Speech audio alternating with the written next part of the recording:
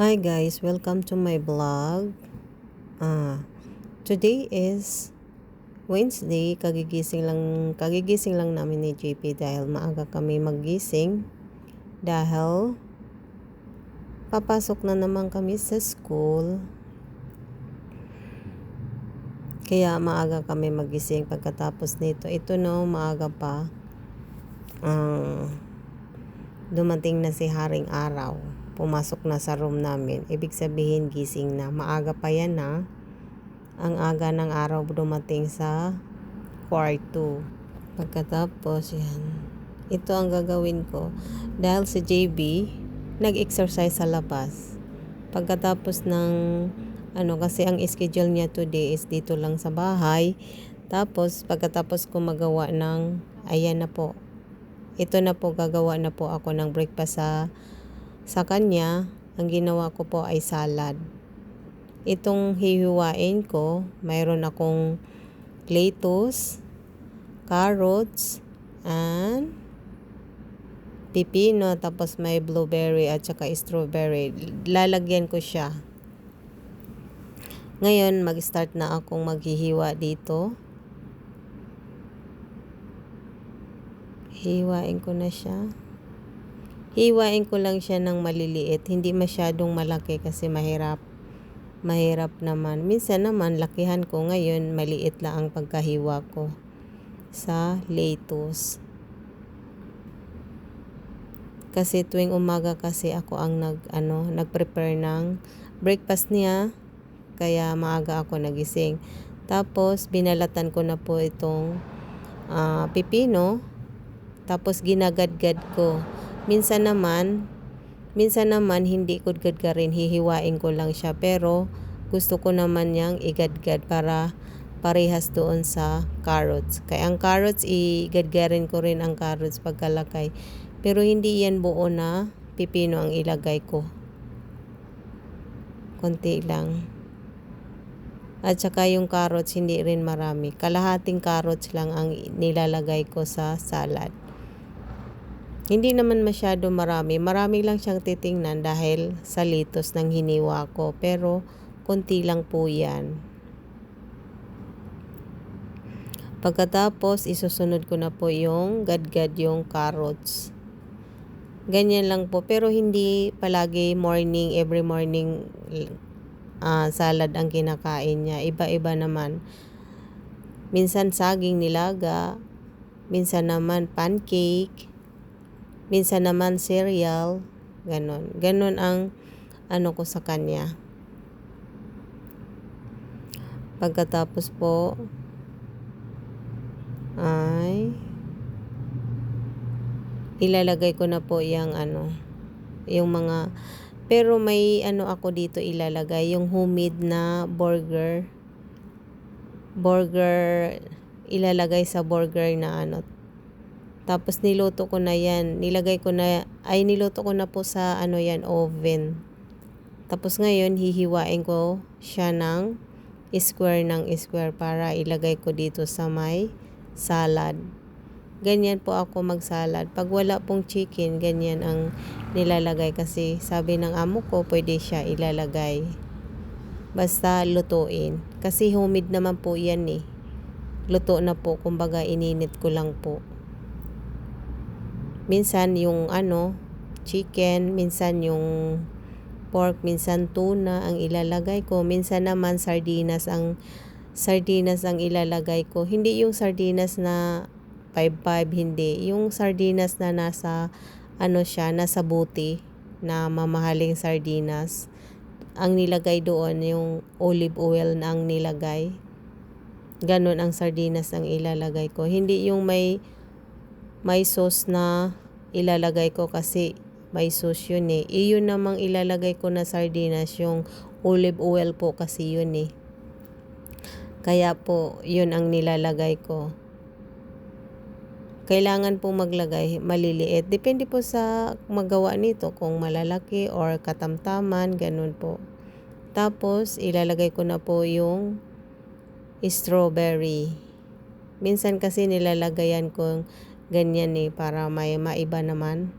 Pero konti lang po ilalagay ko kasi Maasim po kasi yung yung strawberry. Tapos may ilalagay rin ako na yung isa kong ilalagay para kulay-kulay naman ang salad ko.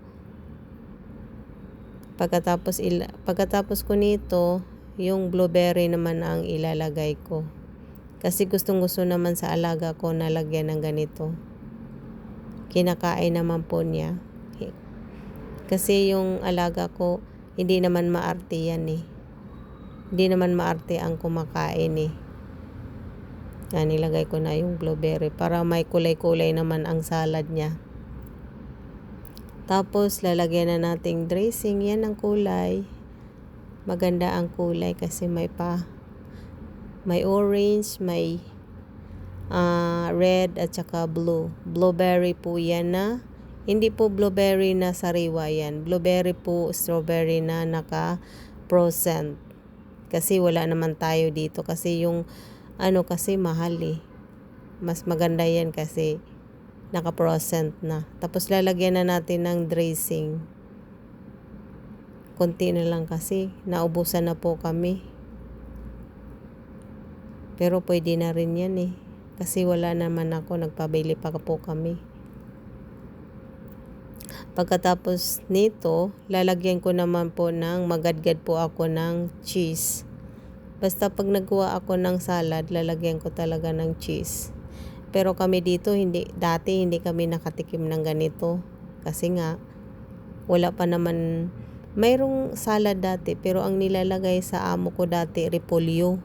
Pwede pala yung repolyo i-salad, repolyo, pero pagkahiwa sa repolyo malalaki, parang ini-square, hindi yung pahaba na maliit. Tapos lalagyan lang sila na parang olive oil, tapos may isa pang gulay na parang yata yun. Basta sabi ko, ang alam ko yung broccoli, yung repolyo na pang gulay lang. Hindi ko naman kasi alam, kasi alam mo naman sa probinsya wala namang ganitong pagkain. Ang alam lang natin, kanin lang, lugaw, at saka bulanghoy, kamote, ganyan lang. Dito na ako natututo na mayroon pala ganong pagkain. Kasi nga ito nga pampayaman. Tayo wala naman tayong pambili ng ganon eh. Kaya sa bulanghoy, kamote na lang tayo. Ito na po ang ginawa ko na salad. May pagkain na po yung alaga ko. Tapos ngayon, isusunod ko na po ikakat ko po yung carrots. Kasi magawa po ako ng juice. Pag nagawa talaga ako ng salad, may talaga yan. Breakfast, may ganyan talaga. Minsan naman buko.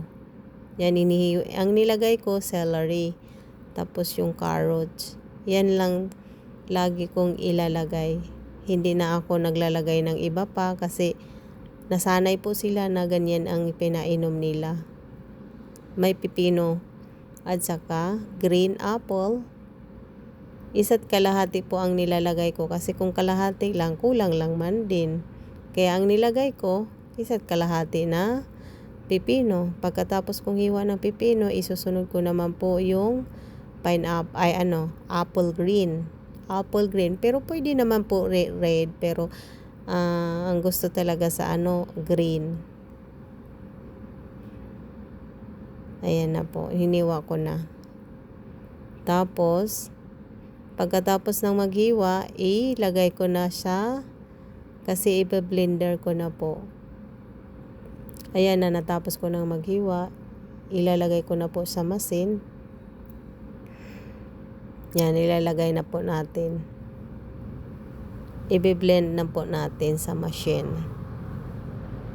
Ganyan talaga. Pero pwede dito kahit orange. Depende sa inyo kung anong inumin nyo. Pwede kayo mag watermelon. Pwede kayo mag tawag nito orange. Depende kung anong gusto nyo. Pwede mango. Pwede dyan. Tapos, sa alaga ko kasi yan lang talaga ang lagi kong ginagawa. Kung anong sabihin sa kanila na gawin mo, yan lang talaga. Huwag ka nang magawa ng iba kasi hindi naman doon sa pinapainom. Kailangan ang sinasabi, yun lang ang sundin mo. Kung anong gusto mong pakain, yan lang kasi bawal naman siya sa iba. Hindi ka pwedeng kung anong gusto mo masusunod. Pero sa kanila, kung anong sabi na hindi pwede, hindi mo talaga gagawin. Ganyan dito.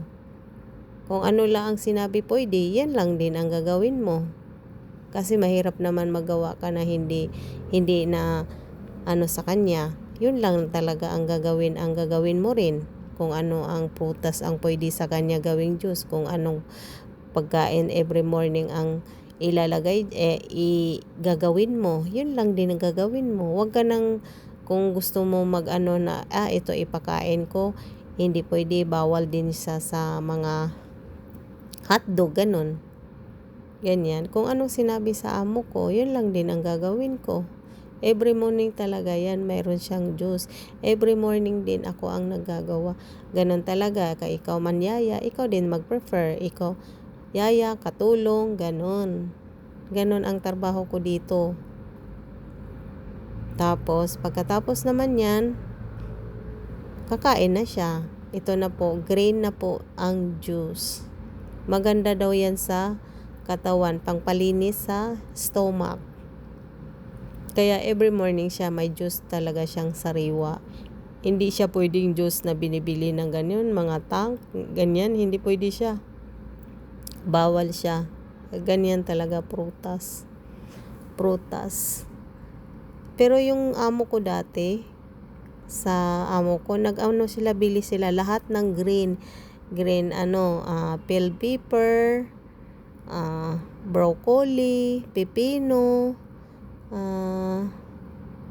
celery, basta lahat ng green. Tapos ginaganyan namin, blender kasi maganda daw po sa katawan, pangpalinis daw po sa katawan.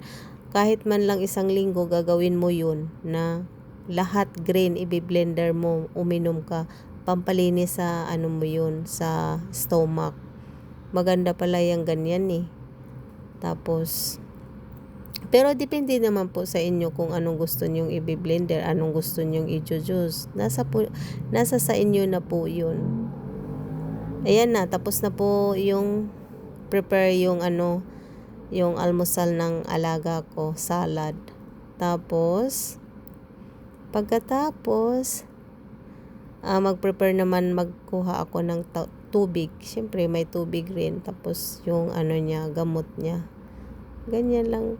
Tuwing umaga lang ang ginagawa, ako ang mag-prepare. Pero tanghali, gabi, hindi na po ako mag-prepare sa pagkain niya. Kasi mayroon naman tagaluto.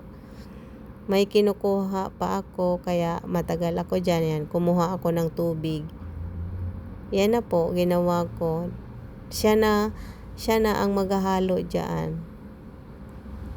Tapos kukuha ako ng food supplement kasi every morning may food supplement po siya iniinom.